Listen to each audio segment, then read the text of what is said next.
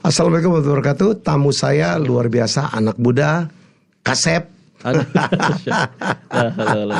Ustadz ya, Dennis Lim Setiawan, betul namanya ya? Iya betul. Nama Chinese-nya Lin Chin Fu. Lin Chin Fu. Cuman kan kalau di logat Hokkien, Lin itu jadi Lim. Okay. Kalau di Mandarin jadi Lam. Jadi kalau di Mandarin Lin Chin Fu, kalau di Hokkien Lim Kim Hok, kalau pakai logat Hong Kong Lam Kam Fuk. Menarik banget karena dia nggak segan, nggak takut juga mengaku mantan bandar judi online. Itu awalnya permintaan yang ngundang sih, supaya maksudnya ngajak mikir loh. Jadi kamu kok jadi pemain aja kok nggak tobat, yang nyediain gamenya aja bandarnya udahan loh gitu. Karena padahal jadi pemain itu gampang tobatnya Om, karena pasti kalah. Pasti kalah. Pasti itu kalah ya. Pasti ujung-ujungnya pasti kalah kalau mesin itu udah style untuk mengalahkan. Betul, kan bandarnya juga punya kepengen Om. Pengen jajanin istrinya, bahkan mungkin mohon maaf pengen jajanin selingkuhannya. Jadi dia pengen mikir gimana caranya biar aku selalu menang.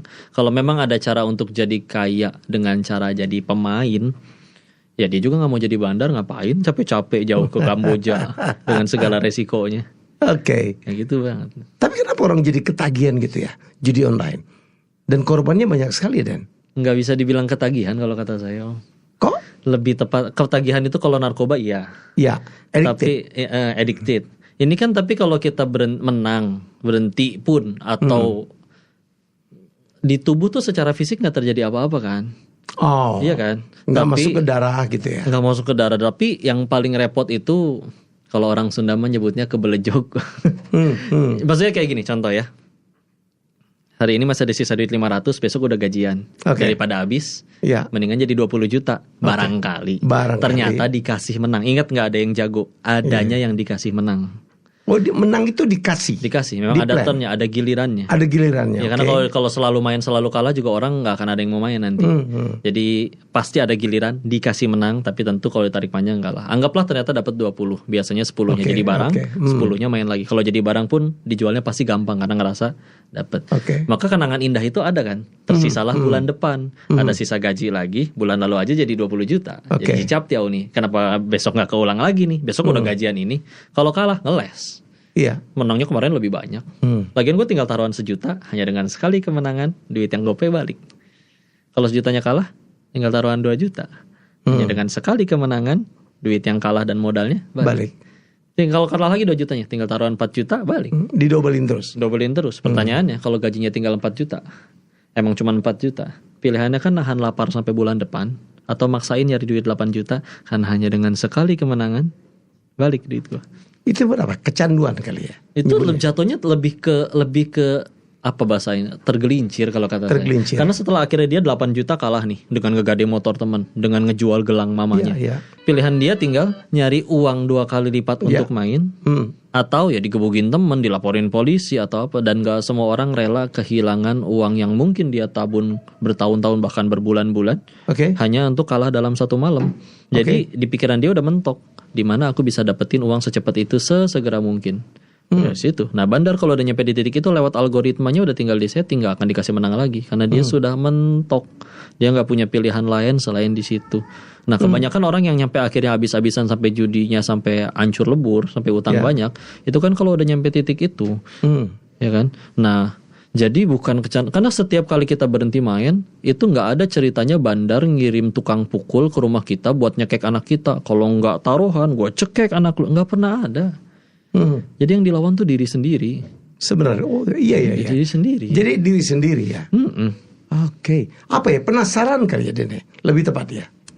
Penasaran sih sebetulnya sah-sah aja ya Om ya. Cuman kan syariat tuh menggawangi. Kamu bukan gak boleh kaya loh, tapi kamu meninggal gak ditanya saldonya berapa, dapatnya dari mana, dipakainya untuk apa. Udah itu aja. Mau duitmu triliunan selagi 2 pertanyaan itu lolos aman. Daripada duit sedikit tapi dapatnya dari judul dipakainya buat pinjol, rungkat.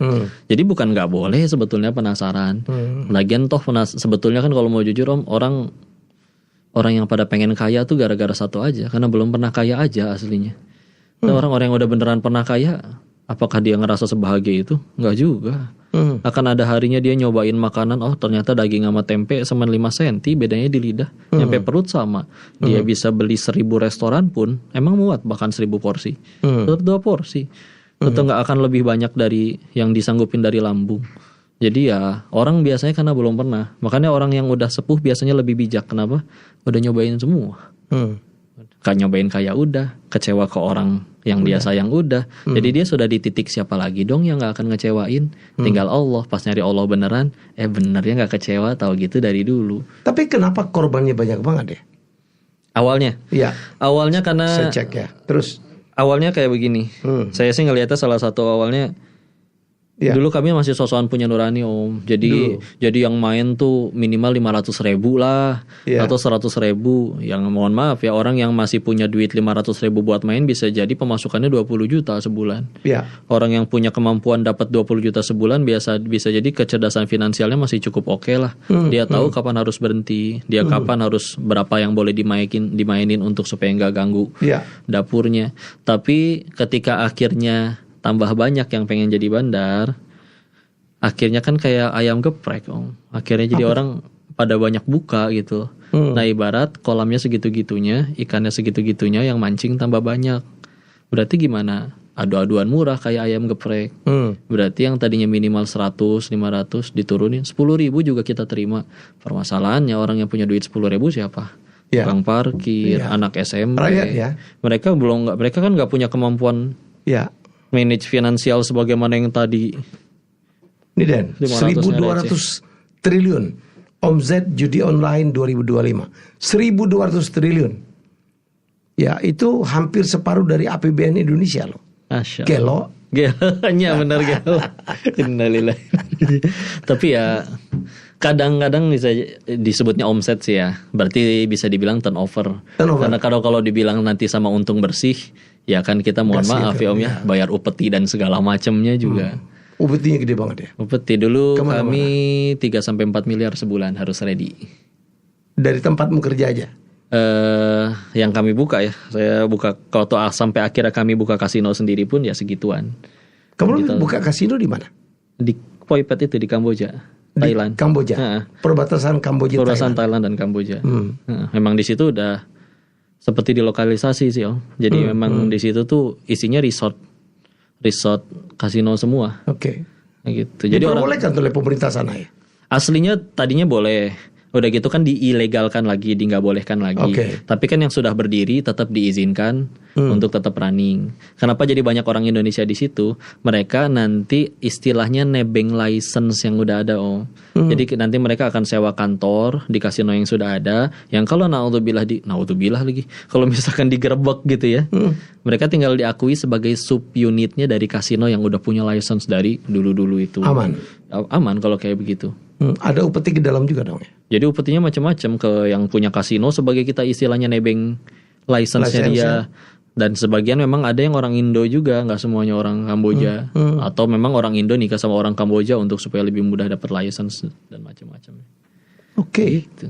Wow, jadi dulu Dennis kerjanya di mana? 2 tahun pertama kerja di situ di Poi Pet itu. Di salah satu kasino. Salah satu kasino grupan orang Indonesia juga yang punya. Saya mengolah sekitar 28 wepan. Nah, itu satu grup sekitar 50 orang. Setelah 2 tahun berhenti dan buka sendiri. Buka sendiri. Umur ya. berapa kamu buka sendiri? 25-an nanti, 24-25. Wow. Banyak banget dong dapat duitnya. Tapi kan haram. Kuliah kehidupan saya nganggapnya di sana. Disesali tapi memang banyak pelajaran sih. Banyak sekali dulu pelajaran. sampai berapa ya kekayaan kamu, Dennis, dari ya kalau dihitungnya rata-rata kalah sehari ada ya. Kadang kita dapat sehari omset ya 200 jutaan. Omset. Masih banyak yang lebih besar kok. Saya masih omset itu dalam arti yang kalah di hari itu. Yang kalah di hari itu. Pemasukan untuk Dennis. Itu nanti tergantung kayak misalnya waktu saya buka sendiri itu nanti kerjasamanya sama orang Hong Kong, saya kebagian di web yang itu 30%, maka tinggal dihitung. Oh, ada bagi hasilnya. Iya, kita orang kalau pengen jadi agen aja kan misalkan ya. Jadi si penyedia game itu nggak ngizinin untuk orang langsung buka websitenya, langsung daftar sendiri, itu nggak bisa. Tapi biasanya di tiap daerah dibikin ada supermasternya. Supermaster punya master lagi, lalu di bawahnya ada agen. Orang tiba-tiba zaman dulu ya, ketika akhirnya gue pengen agenin dong, kasih gue panel untuk bisa bikinin akun buat orang main. Pembagiannya gimana? 30-70 deh. Itu juga kalau kayak gitu dulu masih bisa. Jadi kalau ada orang kalah 1 juta, terus kita kebagian 30%-nya, bandar 70 atau kebalik juga bisa. Kalau ternyata orangnya menang ya kita juga PT-PT untuk bayar kemenangan si orang itu. Dan terakhir jadi bandar. Itu udah puncak jadi bandar tuh ya. Puncak apanya? Puncak karir sebagai pengusaha judi online. Kejahatan judi online. Menurut saya yang paling puncak sebetulnya oknum yang disuapnya sih, Om. Karena misalkan mohon maaf ya, kita bikin web judi online nih misalkan bareng. Terus anggaplah kan harus ada yang backingin dong, itu mau udah rahasia umum. Ketika kita bayar dan ternyata yang kita bayar itu pun sudah misalkan 80% dari total pemasukan kita. 80% misalkan ya. Dan ternyata si oknum yang terima, gue nggak suka ya duit segini, tambahin nggak? Kalau nggak gue tutup loh. Itu bisa apa, Om? Itu bisa apa? Jadi lebih banyak dapat backingnya daripada tergantung deal-dealannya sih. Tergantung deal-dealannya. Cuman waktu kami masih harus setor 3-4 miliar sebulan, itu kami di bulan itu memang bisa nyampe 7-8 miliaran sebulan. Tapi kan naik turun. Gila kamu. Pernah kepikir gak Dennis profesinya menjadi seperti itu? Awalnya diajak. Kalau awalnya diajak memang. Kalau ditanya kenapa sih, ya murni karena lemahnya iman sih. Dan karena belum pernah ngerasain kaya, saya tidak bisa beralasan walaupun dulu memang ada kondisi. Ya ayah sempat bangkrut, beliau sakit, harus dioperasi, anak pertama dari 4 bersaudara, dan ya gitu-gitulah. Jadi gimana ya bisa nyelamatin atau ngebantuin mereka, kayaknya jadi orang kaya tuh enak ya. Jadi ya udah, ketika ada tawaran di sana, kalau dibilang nggak tahu hukumnya nggak mungkin. Pakai nurani aja sebetulnya orang udah bisa jawab kok. Semua koruptor juga tahu kok korupsi itu nggak boleh. Semua yang selingkuh juga tahu kok selingkuh itu nggak boleh. Cuman ya ketika lemahnya iman dan ngerasa kayaknya itu jalan keluar, selain tadi karena belum pernah kaya, berangkat, terlena. Ada yang ngajak pertama temen. Jadi berapa bulan kamu berprofesi sebagai total di Thailandnya 3 tahun 1 bulan 10 hari. Terus apa yang membuat Dennis akhirnya hijrah? Satu, ternyata dunia bisa buat senang. Sesuka-sukanya kita dengan sesuatu, sesenang misalkan ya, hari ini kita dapat duit 100 juta, senang. Tolong cobain rasain terima duit 100 juta setiap hari. Biasa aja, lama-lama mati rasa. Bahkan masih bisa ngambek. Ketika akhirnya turun jadi 80 bisa marah loh orang. Kenapa nih cuma jadi 80? Di saat orang lain belum tentu makan loh hari itu. Satu dunia bisa bosan. Ketika kayak gitu mungkin si bodoh ini malah berpikir kayaknya saya cuma kurang kaya. Ketika akhirnya gaul sama yang lebih kaya, masalahnya lebih aneh-aneh. Dia bisa iri ngelihat di seberang restoran mewah tempat kita makan. Kalau kayak kita mau warung tenda di seberang tuh, ada seorang ibu yang lagi disuapin jeruk oleh anaknya. Dikupasin putih-putihnya. Tangannya siap menerima buangan biji ketika si ibunya pengen buang bijinya. Dia berkata, ini yang senior-senior judi yang udah lebih bandar-bandar yang lebih gede, anak gua gak pernah tuh kayak begitu tuh. Itu sosok ngehibur pun, anak lu kan di London, anak lu kuliah di Jerman. Allah, kalau nggak minta duit gua telepon di reject bro, anak kurang ajar. Gitu dia bilang. Dan mohon maaf ya, kita lagi mabok aja ya kan di sana tempat hiburannya itu aja ya, tempat hiburan malam. Kalau kita lagi ngobrol 5 tahun lagi kita bikin apa? Buka 10 web lagi, 10 tahun lagi ngapain? 20 tahun. Ketika udah bicaranya 30 atau 40 tahun lagi, semua jawabannya sama. Pengen tidur hangat di rumah, nyaman, dikelilingi anak cucu yang pada pinter, juara olimpiade fisika, pada baik budi setiap pekan ngumpul. Gak ada yang permintaan yang lain. Kalau dia belum nikah kita ledekin dong, lu nikah aja belum, nikahin aja itu perempuan yang pada nggak pakai baju nari di kiri kanan lu. Itu orang mabuk masih bisa jawab, lu udah gila apa?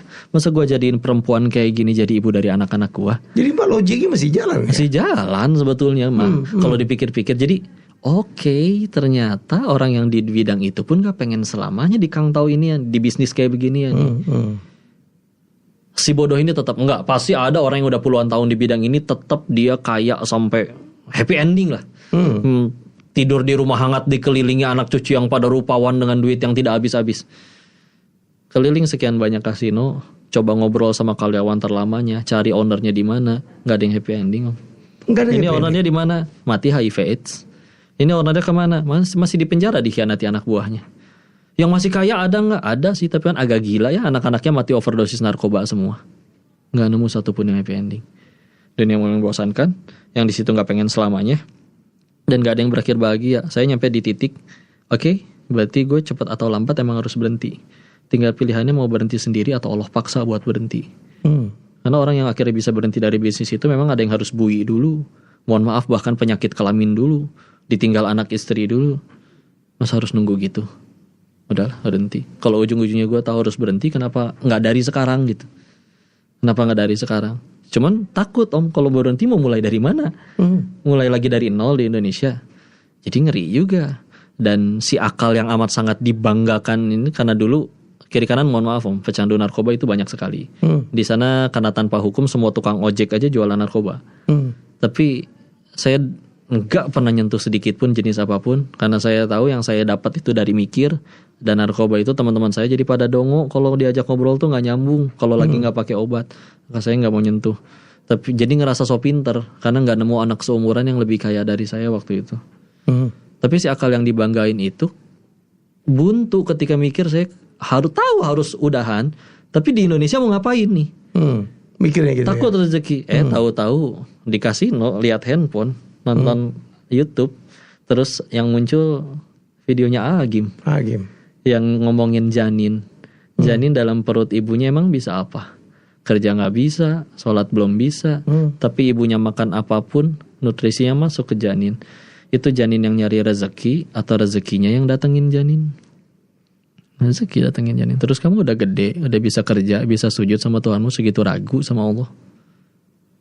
Kayak digampar itu mah. Gitu ya? Masa hal kayak gitu aja gak kepikiran? Iya juga ya, itu kan bener. Tutup YouTube-nya, buka Chrome, web browser, pesan tiket, pulang, nyantarin tempat beliau. Sesimpel itu. Perjuangan sih om. Dan pulang itu sebetulnya dibilang kalau ada yang beranggapan itu bodoh pun, saya pulang masih bawa duit sih sebetulnya dari sana. Bacain semua janji Allah tentang hijrah dan tobat kan jadi pede om. Karena duit mau buat modal ada. Ada gitu. Janji Allah tentang yang hijrah, yang tobat kan, pasti ditolong nih, gue sukses nih pasti di Indo nih, modal ada ya kan. Ya. Tapi ini mah lamunan ya. Saya jelas nggak bisa ngomong sama Allah, jelas bukan nabi, tapi suka ngelamun kayak gini. Mungkin kata Allahnya, cenah mau tobat, masa sisa duit haramnya nggak dibuang, nggak sanggup ya. Ya Allah jangan, atau ya Allah nggak sanggup. Tenang, akan kukirimkan bala bantuan. Jadi saya banyak ditolong orang. Siapa yang datang nolong? Tukang tipu datang semua. Untuk menghabiskan. Indo juga ya Allah.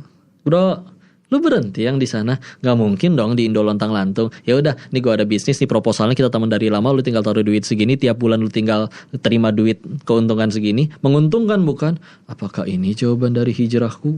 Begitu ditransfer dari hari itu sampai hari ini, hilang batang hidungnya. Ada yang sama-sama jujur, dibikin gak laku, bangkrut. Kita pernah pengen bikin coba developer kecil-kecilan sama yang bener-bener ahli gitu. Dia punya 8 toko bangunan, udah bikin bangun perumahan kecil-kecilan. Tapi giliran sama saya kerjasama bareng, sekali-kalinya dia rugi itu pas cuman sama saya doang. Dihabisin, intinya habis. Sampai jualan kaos kaki di trotoar, di Dago kalau lagi Car Free Day. Sampai jadi kurir JNT, naik motor panas-panasan, hujan-hujanan. Jadi ngerti rasanya ya Allah, kurir tuh jas hujan satu buat barang, bukan buat badannya. Dan ngambek. Percuma, udah nonggeng, udah sujud, habis-habisan juga, mendingan gue balik lagi. Sempat terpikir? Sempat, tapi setelah diterusin, iya ya, ini kan pertolongan. Sisa duit haramnya jadi gak ada yang kemakan loh. Jadi uang setan dimakan hantu nih ya? Iya, mau buang sendiri gak sanggup? Gak sanggup. Ya udah ditolong. Ada jalannya. Cuman kenapa waktu itu saya ngambek? Ya berarti Tuhannya saya duit. Buktinya ketinggalan sholat gak nangis, hilang duit baru nangis. Kita sih ilahnya bukan Allah. Jadinya ngambek-ngambek wae hidupnya. Nah itu pelajaran. Luar biasa. Akhirnya ketemu Agim. Iya, nyantri langsung bertemu dengan beliau. Ya beres dari situ nuntut ilmu lagi. di tempat-tempat lain ya santri forever aja terus. Cuman alhamdulillah jadi punya akses ke beliau. Mudah-mudahan bisa jadi pahala jariah aja bagi beliau. Umur berapa tuh waktu itu? Waktu kamu insaf? Saya lahir 91. Iya. Pulang 15 Maret 2017. Berarti itu di umur 26 menuju 27. Muda banget ya masih. Ya di sana yang lebih muda lagi ada sih, tapi sampai sekarang belum berhenti juga sih. Udah nikah waktu itu? Belum. Saya nikah umur 28 2019. Oh, jadi ketemu istri di pesantren. Di DT. Sama-sama santri. Apa nasihat Agim kepada Dennis yang ngena banget gitu? Banyak ya, cuman yang paling sering beliau ingetin tuh, karena kan akhirnya yang kita benar-benar perlu banget nasihat kan setelah akhirnya dibalik nih. Karena ketika akhirnya waktu duit kotornya banyak tuh usaha apapun gak pernah jalan. Ketika akhirnya mungkin udah habis semua ya mudah-mudahan tobatnya tobat betulan, karena gak pernah dapat SMS selamat tobat Anda telah diterima gitu ya. Jadi kan akhirnya malah ya sekarang dikenal atau apapun itu, yang gak selalu AA bilangin mah. Jangan lihat diri kamu pakai apa yang orang tahu, tapi pakai apa yang Allah tahu. Allah tahu kalau kita sendirian ngapain aja, apa yang terbesit di hati. Kamu ceramah gak akan pernah ditanya berapa ribu orang yang datang, tapi niat kamu ceramah di masjid itu hari itu apa. Jadi gitu aja lah. Habis itu jadi cintai Allah bukan dicintai makhluknya. Dennis jadi penceramah. Sudah mulai nyampein memang setelah itu ya. Selain beliau juga kan banyak ya guru-guru yang lain, tapi walaupun mungkin yang paling dikenal orang ya beliau. Tapi nasihatnya kan sama. Jadi mau balik ya silakan nyampein apa Ustaz. Orang pulang aja mau tobat kok, nyampein apa ya sampein apa aja. Terus lebih gampang nyampein Islam tahu daripada nyampein bisnis. Bisnis kata kita bener cara marketingnya begini, kata orang lain belum tentu. Kalau nyampein Islam, orang Islam wajib sholat, siapa yang berani bantah? Dari tukang mabuk sampai kiai nggak berani bantah itu. Tugas kita memastikan yang disampaikan datang dari yang maha benar. Sisanya orang berubah, Allah yang ngubah, kita nggak usah ngaku-ngaku. Orang nggak berubah, niat kita benar tetap jadi pahala. Ruginya belah mana? Kalau orang masih takut dakwah, mungkin berarti masih mikirnya mulut orang bukan Allahnya. Ya udah bismillah. Background keluarga Dennis itu, papa mualaf katanya. Iya. Mualaf. Ibu Islam. Dari keluarga Buddha, iya. Ibu emang orang Losari, Brebes, Muslim dari lahir. Muslim dari lahir. Iya. Ketemulah mereka di Bogor, ayah dari Belitung. Oke. Nikah di situ. Oh iya dari Belitung. Iya, orang Hokkien Belitung. Jadi yang masih lahir di Cungko sana mah kakek nenek ke atas. Provinsi Fujian. Dari bapak, iya. Kalau ibu Indonesia asli. Indonesia asli. Bingung juga, saya emang ada Indonesia asli. Kemarin saya ribut, ada yang depan saya ngomong pribumi non puri. Hey, hari gini masih ngomong pribumi. Emang kamu yakin kamu pribumi? Gitu. Dari mana ngurus sanatnya? Terus Denny sendiri pernah non Muslim ya? Waktu pulang saya nanya, saya harus syahadat lagi nggak? Karena memang secara KTP terlahir karena ayah mualaf karena nikah sama ibu, jadi kan otomatis keluarga Islam dong. Cuman kan saya tumbuh besar sama popo sama nenek, makan babi, di rumah ada meja abu, TK sampai SMA sekolah Katolik, nyari duitnya di Thailand, Muslimnya belah mana jadinya kan. Cuman ketika ulang dan kalau backgroundnya kayak gitu, kebanyakan guru sih bilangnya ya tinggal tobat nasuh aja, hijrah yang benar. Ya. Berarti gak harus syahadat lagi. Tidak harus syahadat lagi. Iya kak, kebanyakan guru-guru bilang kayak gitu. Jadilah seperti ini sekarang Dennis. Ya gini mohon doanya. Kamu gak takut gitu ngaku sebagai mantan bandar judi online gitu? Gak ada yang marah? Kan mengganggu sebuah industri. Saya gak nyebut satu nama pun sejauh ini. Walaupun kamu tahu banyak nama. Tapi toh yang saya tahu juga banyak yang akhirnya berhenti juga sih, udahan juga. Karena ya sama ya, dimakan usia duluan juga. Gak pengen selamanya, ada yang mohon maaf ya. Anaknya kenapa-napa dulu, anaknya kena narkoba dulu dan yang lain-lain. Tapi ya sejauh ini ancaman mah ada ya om. Cuman ya udah tuh nyampein, udah resiko. Kita kan di Islam gak disuruh cuman jadi baik aja, tapi ngajakin orang jadi baik. Kalau udah sekedar baik, teman kantor kita nyolong, kita bisa jadi ditraktir karena diem. Tapi kan disuruhnya ngajakin jadi baik. Ada yang nggak suka pasti, cuman kan alhamdulillah meninggal nggak ditanya mulut dia, ditanya kelakuan kita. Dan mudah-mudahan jadi penggugur dosa yang lama. Jadi dulu ya Allah, orang mungkin orang bisa nggak ya ke surganya Allah? Insya Allah bisa, karena misalnya ngelihat orang zuhur 2:30, asar 5:30, mereka pasti masih bisa ke surganya Allah. Kenapa? Karena saya tahu mereka kan pasti nggak punya dosa sebanyak saya. Jadi kadang dakwah itu kalau di saat orang lain dakwah mungkin layak ngarep pahala, saya mah mikir ya Allah diizinin jadi penggugur dosa yang lama aja juga udah alhamdulillah pisan deh. Mau ngejar apa lagi ya tuh? Yang paling bahaya buat kita juga dosa sendiri kok, bukan dosa orang. Gara-gara ini dapat kepahitan, kan kepahitan ya akan selalu bilang kalau nggak jadi penggugur dosa, peninggi derajat. Nabi Adam aja diusir dari surga, dosanya 1. Kita pengen ke surga emang dosanya 1. Berarti alhamdulillah kalau dijahatin orang. Luar biasa. Tinggal nanti bersikapnya gimana. Tapi ya itulah kacamata iman, kacamata yang tidak akan pernah rugi. Oke. Sekarang tiap hari berdakwah. Dakwah. Sebelum kesini juga ada ceramah dulu. Ke masjid-masjid gitu? Iya masjid. Tergantung yang ngajak sih. Kadang kampus, kadang memang masjid. Yang ininya istrinya majelis taklim, entah bapak-bapak, entah ibu-ibu. Kadang juga bentuknya seminar, mangga. Kadang kajian parenting, kajian di sekolah, kadang buat anak sekolah, buat ngikut aja. Segimana yang ngajak, namanya santri, banyak dosa. Pengen mati, diajak, bakal pengen mudah-mudahan bisa ke surga. Diajakin ngaji, masa nolak? Jadi ya udah, segimana diundangnya. Yang penting gak bentrok, dan yang penting udah bisa jadi wasilah nyampein kebaikan, udah istilah. Kalau dia ngundang kemana, Dan? Kenapa? Kalau dia ngundang Dennis untuk sharing, untuk ya ceramah. di medsos kami kan ada kontak yang ditinggalkan sih untuk bisa dihubungi. Oke. Untuk bisa kajian. Jadi tinggal masuk ke Instagram atau ke yang di TikTok. Di situ Instagram ada Dennis Lim. Koh Dennis Lim. Koh Dennis Lim. Iya. TikToknya juga sama. Udah berapa tahun jadi dakwah? Pertama kali dakwah itu saya dari Oktober 2017, 21 Oktober 2017 masih ingat. Lama ya? Iya, cuman waktu itu benar-benar masih sharing di komunitas. Itu kan udah pulang kan Maret ya? Iya. Dan itu sebelum masuk Darut Tauhid, dan udah mulai gabung-gabung tuh, di situ ada pengajian, sini ya mungkin orang beda sendiri kali ya. Ngapain nih kok ada di sini? Jadi kadang suka diminta sharing dong, kenapa bisa berada di masjid lah gitu di pengajian. Oh iya ya dulu ceritanya begini. Ya tapi itu jadi benar-benar pertama kali nyampein 21 Oktober 2017 sampai sekarang aja terusin. Sekarang udah sering diminta gantiin Agim ya.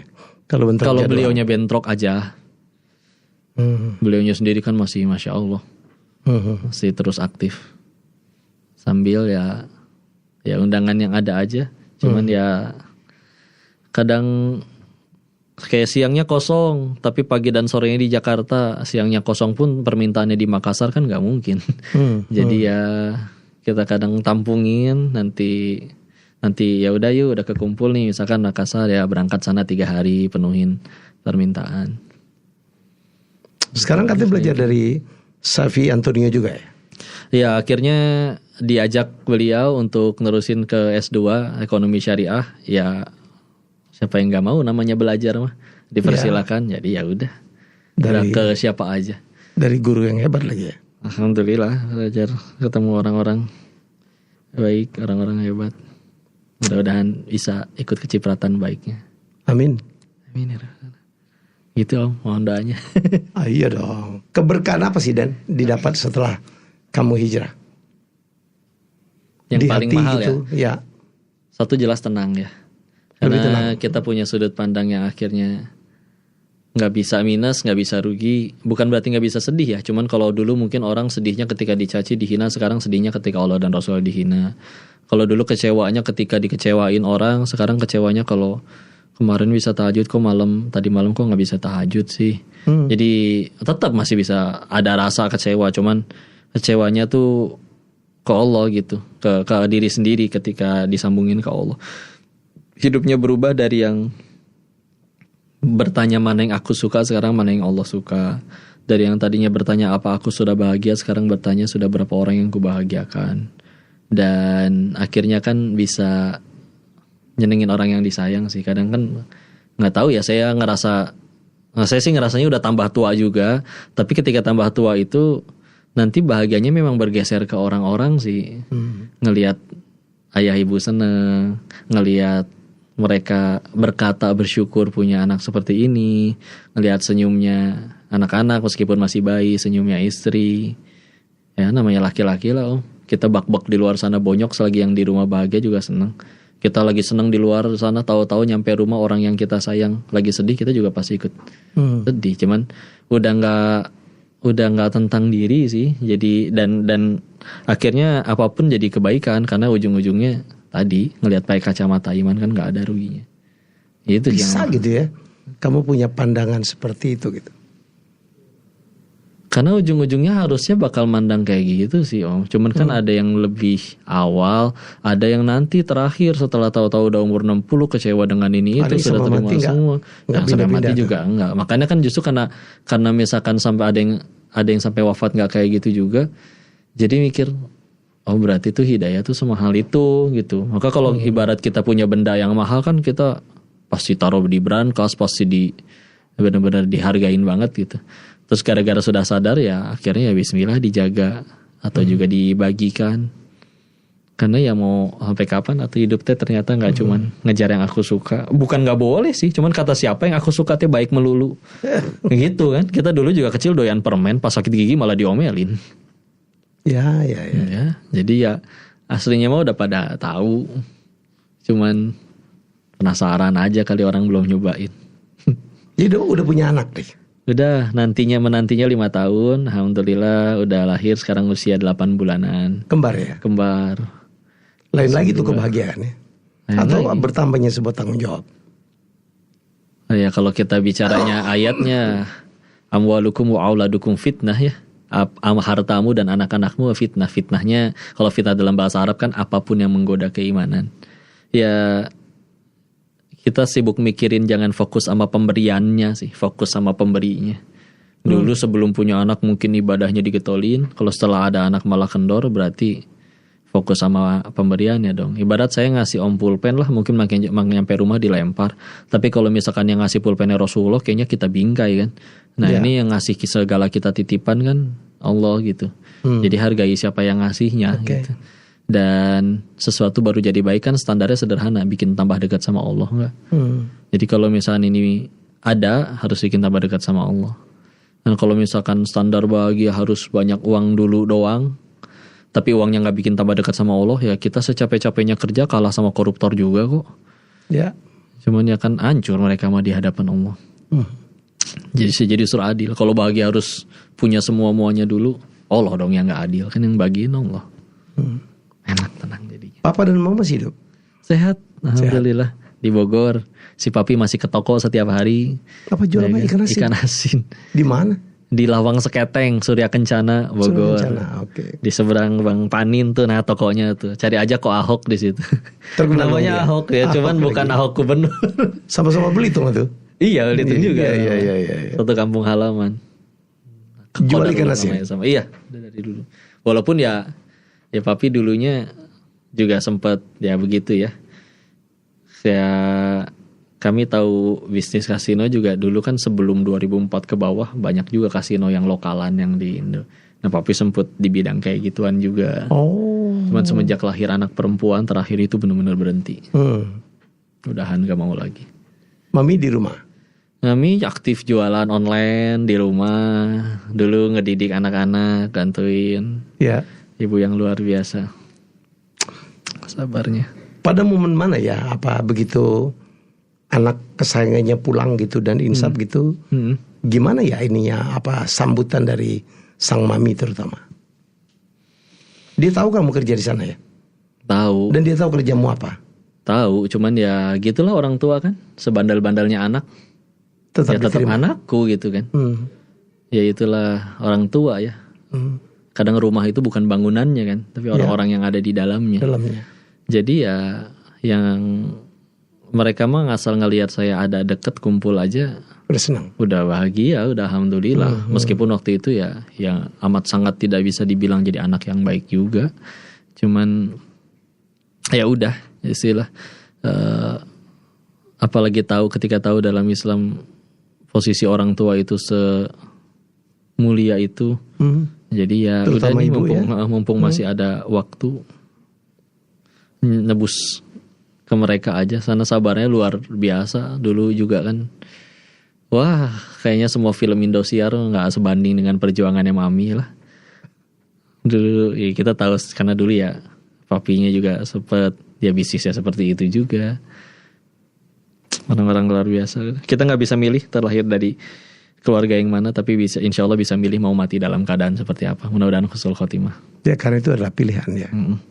Kalau lahir seperti apa itu nggak bisa milih. Nggak bisa milih. Milih jadi cewek jadi cowok nggak bisa. Sekarang Mami bangga banget ya dengan anaknya. Mudah-mudahan secara lisan sih sering bilang, cuman dia paling mudah-mudahan ridho ya. Udah gitu kan kita kalau lagi ketemu kayak guru-guru ya, kayak contoh Ustadz Adi, kita terakhir ketemu Ustadz Adi Hidayat. Beliau itu kan punya kebiasaan kalau misalkan ibunya beliau nyebut apa, padahal nggak minta, cuman itu mobil bagus ya, itu harus besok udah harus ada di rumah. Jadi walaupun gak langsung semuanya bisa mobil ya, misalkan martabak dulu, aduh kayaknya martabak enak, itu harus ada di rumah tuh. Tapi memang beda sih kita kalau memang benar-benar ridho Allah ada pada ridho orang tua. Kita nyenengin orang tua tuh, walaupun di luar sana gak semuanya jadi konglomerat tajir melintir, tapi ya enak gitu hidupnya. Satu dunia cinta, tapi ibu kita pernah sakit hati, dibawa lagi dalam sholat. Ya Allah anak saya, ya Allah sakit. Oh haram itu surga bagi kita demi Allah. Jadi ya kata Roma Irama mah keramat. Keramat. Setuju saya. Apa nasihat ibu yang paling membekas bagi Ustadz Dennis? Ini cuman sementara, ini cuman ya dunia aja. Jadi jangan fokus sama yang lagi dititipin ini, karena kalau memang benar-benar punya kita kan nggak bisa diambil. Tapi kalau udah yang punya ambil, pengen ngambil betulan, kita bisa apa? Ya udah. Jadi jangan silau, jangan berubah dari Dennis yang Mami tahu sih. Yang kecilnya seperti itu, saya seperti itu. Ya. Tapi kan Dennis kan pernah berantakan hidupnya kan?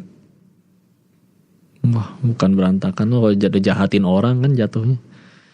Cuman ya gitu ya. Dulu kan orang mikirnya di sana tuh bandar judi itu mikirnya gini loh. Gue zolimnya di mana sih? Lu main gak gue paksa, menang juga gue bayar. Betul gitu loh juga. Mereka mikirnya. Sama kayak misalnya mohon maaf kalau misalnya ada orang ya di Thailand kan banyak yang apa ya hybrid ya, atasnya perempuan bawahnya laki-laki. Mereka juga bilang gitu, gue zolimnya di mana, dokternya gue bayar, dia senang dengan bayarannya. Gue sakit pun gue rela, gue jual diri pun pelanggannya suka sama suka gitu loh. Dia gak suka tinggal blok saya gak suka tinggal blok dia. Cuman kita ketemu dia mau ngasih duit, jadi saya zolimnya belah mana. Dan jangan heran kalau ternyata mereka mohon maaf ya tetap ke tempat ibadahnya masing-masing tiap pekan, tetap rajin ngasih ke orang tuanya. Itulah efek samping. Oh, ketika ada yang berkata, oh semua agama mengajarkan kebaikan. Ntar dulu kebaikannya menurut siapa dulu nih? Karena kalau kebaikannya menurut standar masing-masing, mereka berarti benar dong. Mereka gak zolimin orang katanya. Tapi kita semua sepakat, judi dan prostitusi adalah sebuah hal yang tidak baik. Kalau dalam Islam standar kebaikannya kan satu, jelas. Syariat, Allah suka enggak? Kata Allah jangan, meskipun kata kita, oh oke nih, boleh nih. Kalau kata Allah jangan ya pasti buruk buat kita. Oh iya, di Islam tuh agama yang mengharamkan judi ya? Iya. Iya, kalau bagi mereka kan itu permainan. Permainan. Orang kalau kayak encek-encek di Cungko sana kalau lagi kumpul Imlek sama keluarganya main sih tuh sambil makan sambil apa. Dianggapnya main aja udah.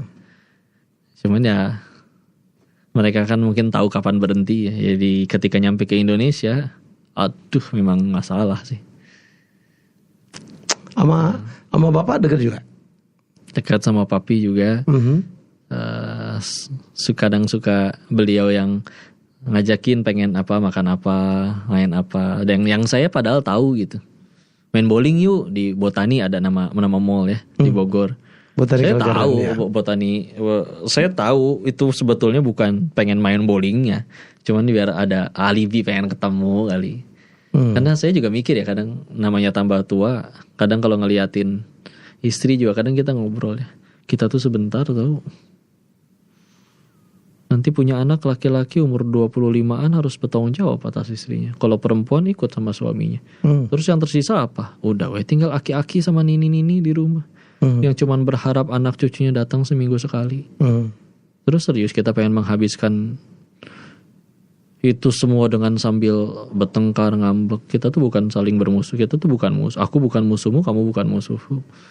Jadi ya ngelihat nanti kita akan nyampe kayak gitu juga kalau panjang umur. Ngelihat anak cucu. Walaupun ya kadang Winda sekarang kalau ngelihat anaknya mungkin di YouTube, di televisi. Tapi ya udah. Dan mereka selalu nontonin itu, saya senang. Saya setiap kali kajian ditaruh handphone untuk siaran langsung kan. Ya. Dan gitu kan kelihatan siapa aja yang nonton. Itu papi selalu luar biasa. Nggak, padahal kalau dibilang kadang materinya ada yang harus sama karena memang dapat judulnya sama. Tapi ya terus aja ditontonin gitu. Nanti tahu-tahu begitu ketemu, hati-hati tadi ada salah sebut ini, takutnya gitu? Ada yang menyalahgunakan. Ada yang nggak suka nanti digoreng gitu misalkan. Jadi ditontonin berarti oleh mereka sendiri. Ya. Senang ditonton Bapak. Papi. Karena ya orang spesial ya. Mereka, kata Nabi, orang tua adalah pintu surga yang paling tengah. Bisa jadi apa kita kalau gak ada beliau dan gak bisa bahagiain beliau. Apa nasihat dari papi yang paling menjadi pegangan seorang Dennis Lim? Yang kalau paling saya kagum dari papi itu, papi juga dulu istilahnya mohon maaf ya, raja juga di dunia hitamnya. Saya waktu SMP pernah dipalak sama preman. Dipalak ya. Dibawa ke tempat sepi, sambil dibawa ke tempat sepi dia nanya-nanya, lu tinggal di mana, bla bla bla segala macam. Saya bilang tinggal ada daerah namanya di Bogor namanya Sukamulya.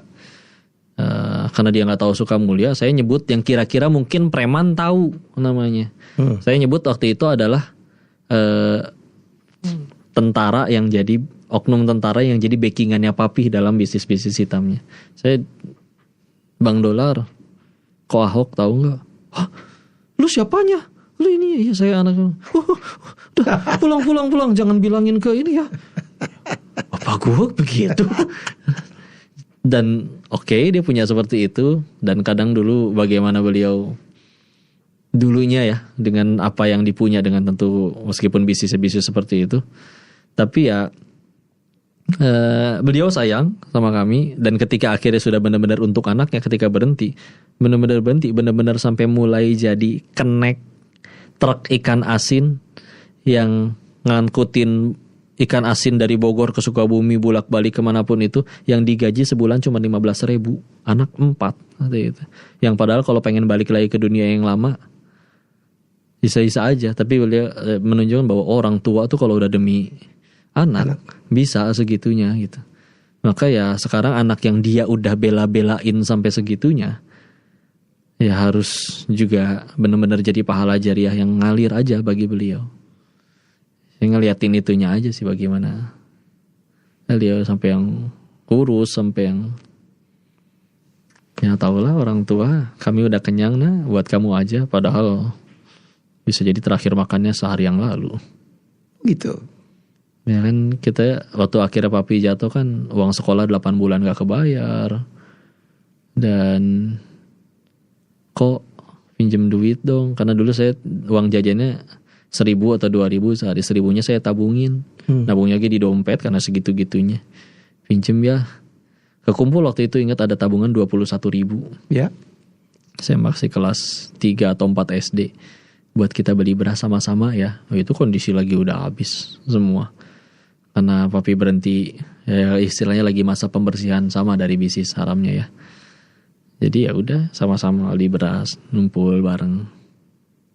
Gurihnya mungkin dari air matanya. Nasi doang juga. Orang-orang hargain mereka sih. Ustaz, apa sih nasihat untuk bangsa ini ya? Banyak udah kena judol. Biasanya tuh satu paket sama pinjol tuh ya. Iya, karena ketika udah mentok kan mau nggak mau yang paling cepat kan tinggal foto sama KTP.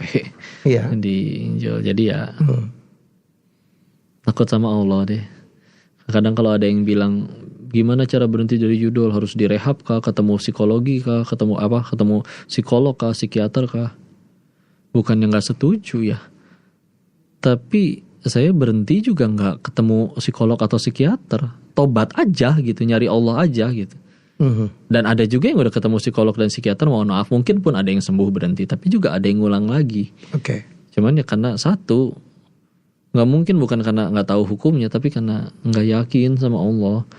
Maksudnya harus berapa kali patah hati dan kecewa lagi baru kita sadar bahwa bahagia itu adanya bukan pada apa yang kita suka, tapi pada apa yang Allah suka. Kita sih hidupnya ngejar yang kita suka terus. Jadi ayo atuh kejar Allahnya aja. Dan mulai yakin kepada Allahnya. Dan ada nasihatnya, ini sebetulnya dari sahabat Nabi, tapi bagi saya menancap. Dunia, semua orang adalah tamu, dan semua yang kita punya itu adalah titipan. Namanya tamu kan gak mungkin nginep sampai meninggal, pasti pulang. Namanya titipan, mau kita simpan berapa lama tetap bukan punya kita, pasti harus kita balikin. Ketika semua orang yang kita jadiin backingan udah pulang karena dia cuma tamu, dan semua yang kita punya sudah diambil sama yang punya, apalagi dong yang tersisa buat kita kalau bukan amalnya. Tinggal mudah-mudahan bawa bekal amal yang sama, pulang ke hadapan Allah. Ibarat mau pulang ke rumahnya cuman harus satu jalan, cuman lewat jembatan doang. Pertanyaannya, ada nggak orang yang dengan sengaja memperindah jembatannya? Pegangannya dari emas, karpetnya empuk, lampu sorot, tanaman hias. Tapi rumahnya bobrok, pintunya lepas, kacanya pecah, atapnya bolong, temboknya retak. Bukankah seindah-indahnya jembatan kita nggak mau tinggal di jembatan? Nah kita lagi di jembatan. Nama jembatannya dunia. Kenapa tidak memperbagus rumahnya? Karena kita akan kita tinggal selamanya. Iya, makanya kenapa orang gampang stres kalau kita sibuk bagusin dunianya aja atau bagusin jembatan aja, pantesan stres. Karena kita sedang bagus-bagusin sesuatu yang pasti akan kita tinggalkan. Bukan gak boleh punya, bukan. Para sahabat juga banyak kok yang kaya, cuman mereka kaya itu efek samping. Kita tujuan utama, itu repotnya. Duha aja biar kaya kok kita mah. Tapi karena mereka efek samping, jadi mereka dapat apapun yang pikirin satu. Masalah nih, gimana caranya saya gara-gara masalah ini jadi diampunin Allah. Duit nih, gimana caranya gara-gara duit ini saya jadi tambah dekat sama Allah. Itu aja standarnya. Karena kalau misalkan yang dijadiin tujuan bukan Allahnya tapi titipannya, kan pasti capek. Jadi kurang nyolong lagi. Jadi ngambek terus. Aneh loh, kita ngelihat ada orang makan rendang marah tuh aneh saya ngelihat. Saya nggak suka ya, saya sukanya rendang restoran itu. Kenapa restoran yang ini? Ya Allah, di saat yang lain ada yang belum tentu makan daging setahun sekali, dia ngambek loh. Rendangnya udah dikunyah coba, masih ngambek aja. Tapi habis dia makan. Kan kurang ajar. Lucu lah manusia kalau nggak kenal Allah. Banyak yang konyol. Oke Ustaz, seneng banget saya banyak menyimak ya. Semoga video kita kali ini banyak ditonton ya, karena kita concern banget. Banyak sekali menjadi korban judi online. Termasuk di lingkungan saya aja banyak yang kena. Karyawan saya pernah ada yang kena. Habis itu. Ya, jadi rusak lah. Ya. Tapi saya setuju tadi bahwa judi online itu adalah memerangi lah, bagaimana kita merangin diri sendiri. Lawannya diri sendiri. Ya bukan kayak narkoba ya.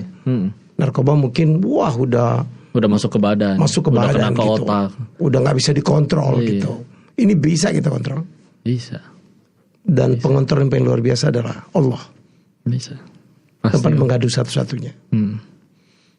Karena aslinya kita gak pernah dipaksa loh untuk main. Mereka datang sukarela. Beneran aja. Jadi yang dilawan diri sendiri. Ya berarti bukan nggak bisa berhenti, nggak mau berhenti.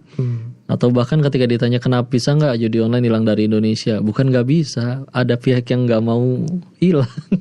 Kuenya terlalu besar kalau ditutup begitu saja. Jadi ya udah tuh, nanggung masing-masing kan. Uangnya mengalir kemana-mana. Iya, alhamdulillah. Terima kasih. Makasih Om. Semoga ini bermanfaat. Jadi sekali lagi mungkin yang mendengarkan ada keluarganya yang lagi kecanduan judi online, atau Anda langsung gitu ya yang masih main, atau apalagi jadikan rutinitas, sampai merusak gitu. Mungkin apa yang disampaikan oleh Ustadz Dennis Lim bisa menjadi sesuatu untuk direnungkan. Kita jumpa lagi dalam episode selanjutnya. Assalamualaikum.